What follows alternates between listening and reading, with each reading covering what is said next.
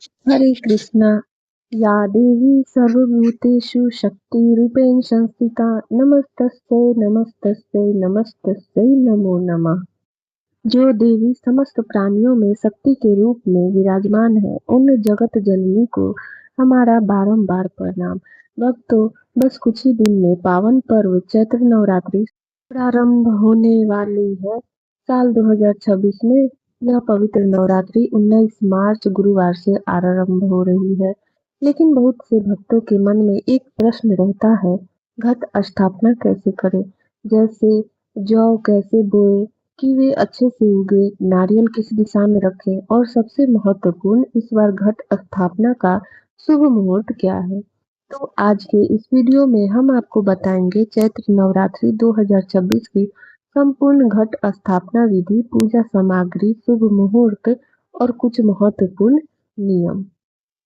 इसलिए वीडियो को अंत तक अवश्य देखिए। साल 2026 में चैत्र नवरात्रि का आरंभ 19 मार्च 2026 गुरुवार से हो रहा है। प्रतिपदा तिथि आरंभ होगी 19 मार्च सुबह 6:52 से और प्रतिपदा तिथि समाप्त होगी 20 मार्च सुबह 4:52 पर।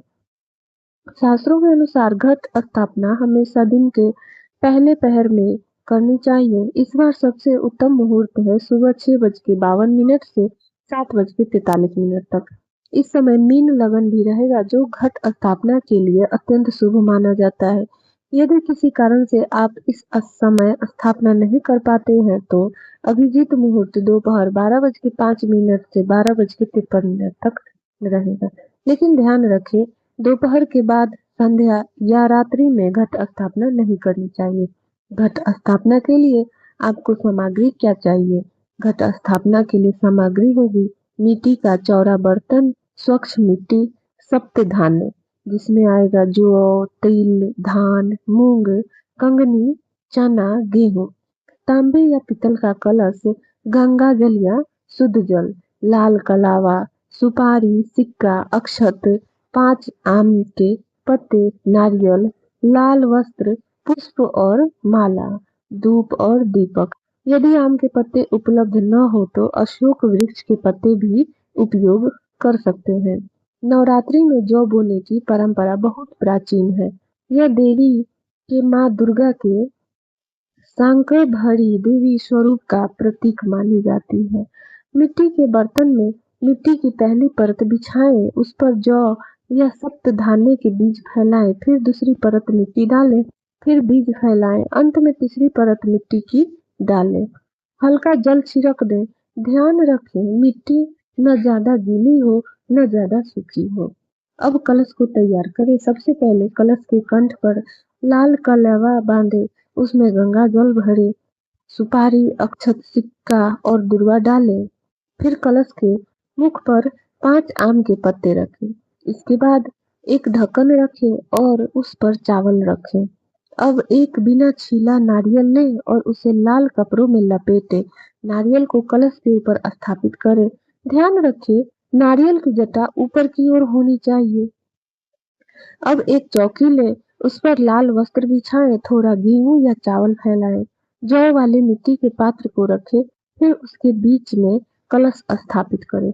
कलश पर कुमकुम से तिलक लगाएं। इस प्रकार कलश की देवी शक्ति का स्वरूप मानकर स्थापित किया जाता है।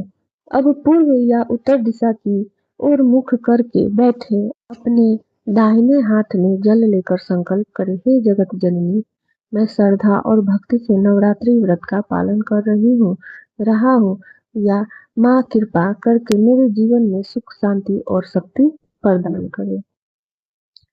अब पंचोपचार पूजा करें, दीपक जलाए, धूप अर्पित करे, पुष्प अर्पित करे, सुगंध अर्पित करे, नैवेद्य अर्पित करे, अंत में माँ दुर्गा की आरती करे।